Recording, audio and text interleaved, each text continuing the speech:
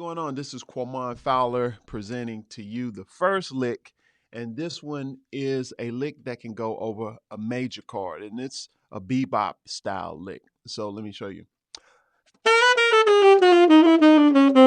So that's pretty interesting, and it's pretty easy. So what's going on right here? We're going. Now right there is just chromatic. Really it's chromatic down from the 7th degree, but I'm doing a leading note into the 7, so a half step below the 7, which in C major that's a B flat. So I'm going now right there. I'm going chromatic to the 5. Now,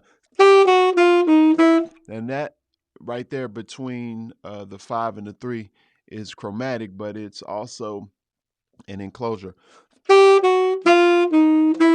So 1, 2, 3, 4. It's 4 notes in there. So I'm doing a chromatic down from 5 to 4. And right there when we get to the 4, I'm just going